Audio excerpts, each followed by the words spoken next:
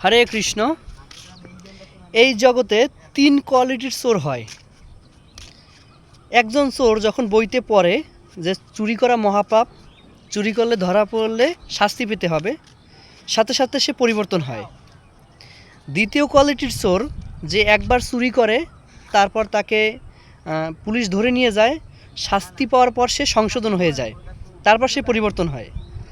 আর তৃতীয় কোয়ালিটির চোর হলো যে একবার ধরা পর শাস্তি পাওয়ার পর ছেড়ে দেয়, আবার পুনরায় সে ধরা পড়ে, আবার শাস্তি পেয়ে আবার চুরি করে, এভাবে চলতে থাকে। তদ্রূপ এই মনুষ্য জন্ম পেয়েও যদি আমরা প্রথমবারই না বুঝতে পারি যে এই জগৎ দুঃখালয়, এখানে সুখের সন্ধান নেই, আমাদের ভগবানের কাছে প্রত্যাবর্তন করা উচিত, তাহলে আমরা প্রথম কোয়ালিটিতে থাকব। দ্বিতীয় পার যদি দুঃখ কষ্ট পেয়েও আমরা পরিবর্তন হই, তাহলে আমরা দ্বিতীয় নম্বরে থাকব। আর তৃতীয় কোয়ালিটির চোর বারবার এই জন্ম মৃত্যু জরা ব্যাধির মধ্যে ঘুরতেই থাকে, কিন্তু কোনো পরিবর্তন নেই, তাহলে তার জীবন আর কি, ওই তৃতীয় ব্যক্তির মতন। তো আসলে আমাদের পরিবর্তন হওয়া দরকার। হরে কৃষ্ণ।